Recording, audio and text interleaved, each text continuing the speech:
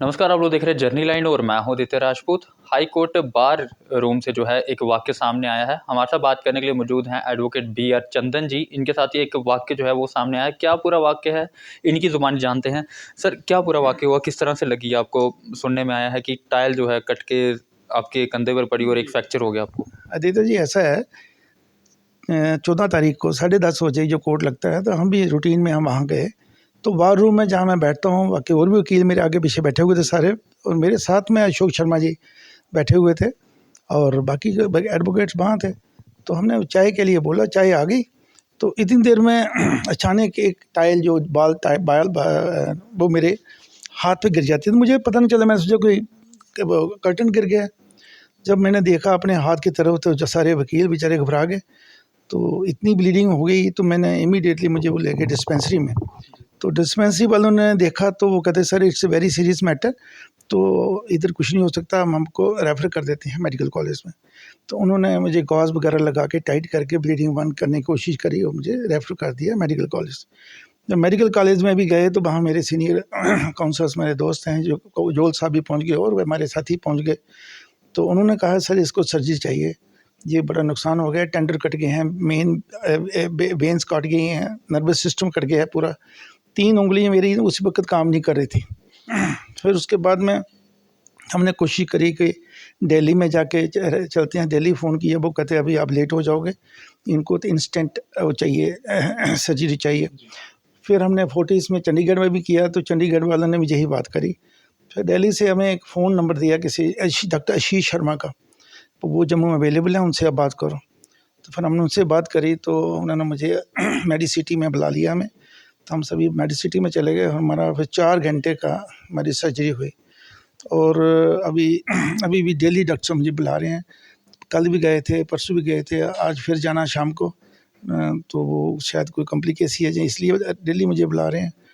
और ये हादसा मेरे ख्याल में ये इस डिपार्टमेंट ने वो टाइल्स लगाई हैं, तो उसमें प्रॉपर सुपरविजन नहीं हुई किसी की, जहाँ उसमें क्वालिटी का सीमेंट नहीं लगा, जहाँ क्या था, लेकिन किसी ने भी उस तरफ ध्यान नहीं दिया।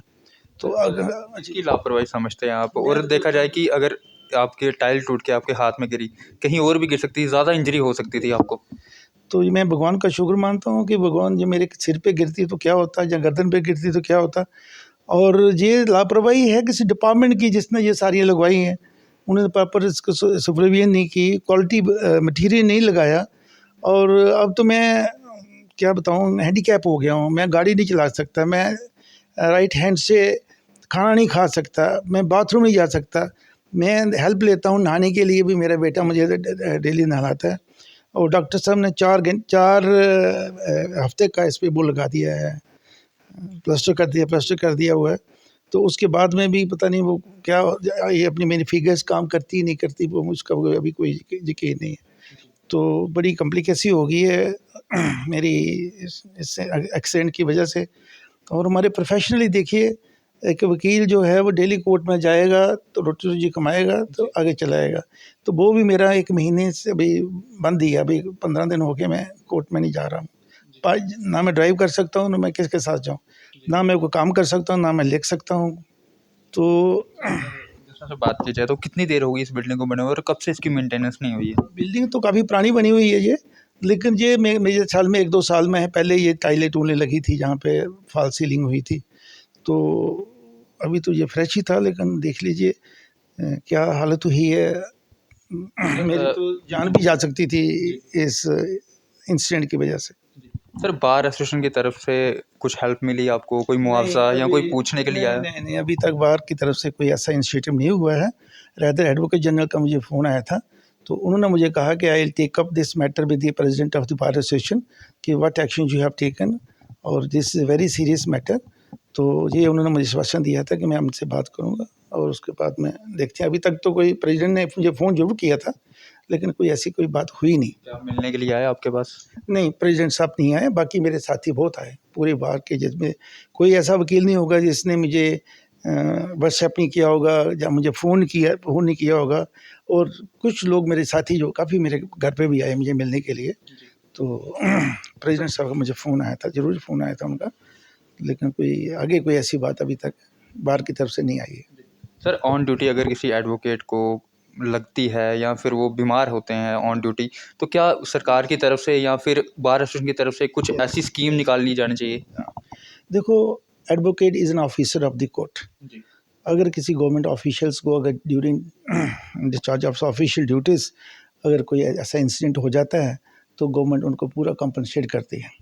Like wise advocates, I was on duty, 10:30 बजे कोर्ट लगता है, ये इंसिडेंट 10:30 पौने 11 बजे का है, तो आई वाज ऑन ड्यूटी, मेरे केसेस लगे थे, मैं उसमें तो उस दौरान में, और बिल्डिंग भी हाई कोर्ट की है और इंसिडेंट हुआ है जिसमें मेरा कोई कसूर नहीं है, तो गवर्नमेंट को जहाँ जैसे भी है दे मस्ट कम फॉरवर्ड। जी, ऐसा मेरे साथ हो गया, किसी और के साथ भी हो सकता है। वो वकील 2 साल से देखिए मेरा काम ही नहीं है, बिकॉज ऑफ कोविड 2 साल से कोई काम नहीं है। 15 दिन पहले कोर्ट बंद हो गया, 15 दिन के पहला दिन वो था जिस दिन हम कोर्ट में गए सभी। तो हमने सोचा चलो यार पहले चाय से शुरू करते हैं, तो आराम से बैठे हुए थे, कोई प्रॉब्लम नहीं, अचानक ये गिर गई। अगर मैं आपको इसके मैं भी चाहो तो मैं आपको वो फॉरवर्ड कर देता हूँ। इंजरीज देखिए मेरी कितनी ग्रीवियस हुई है, और जो सर्जरी हुई है वो भी मैं रिपोर्ट आपको दे देता हूँ, और देख लीजिए। अभी अब तो मैं हैंडीकैप हो गया हूँ फुल। तो ये थे हमारे साथ एडवोकेट बी आर चंदन जी, जिनके साथ हाई कोर्ट अगर बात की जाए तो बार रूम में जो है एक वाक़या पेश आया, जिसमें अगर बात की जाए तो ये सारे वकील जो हैं एक साथ बैठे हुए थे और छत से एक टाइल खिसक कर जो है सीधे इनके कंधे पर पड़ती है, जिनसे इनका जो राइट हैंड है वो फ्रैक्चर हो गया और काफ़ी दिक्कतों का सामना जो है इनको करना पड़ रहा है। और अगर बात की जाए तो यहाँ पर लापरवाही किसकी है, मेंटेनेंस क्यों नहीं की गई उस बिल्डिंग की? अगर बिल्डिंग बनाई गई है तो मेंटेनेंस भी उसकी देखनी चाहिए कि काफ़ी सालों से एक बिल्डिंग जो है वो खड़ी है, उसकी मेंटेनेंस जो है वो टाइम टू टाइम होनी चाहिए। अब देखना ये होगा कि क्या बार एसोसिएशन की तरफ से कुछ ऐसे कदम उठाए जाते हैं, कुछ ऐसी स्कीम्स निकाली जाती हैं, अगर कोई एडवोकेट जो है ऑन ड्यूटी उसके साथ कोई भी इंजरी होती है तो क्या बार एसोसिएशन जो है उनको मुआवजा देगा? खैर ये तो आने वाला वक्त ही बताएगा। अपनी राय कमेंट सेक्शन पर ज़रूर रखें, तब तक के लिए बने रहे आप जर्नी लाइन के साथ।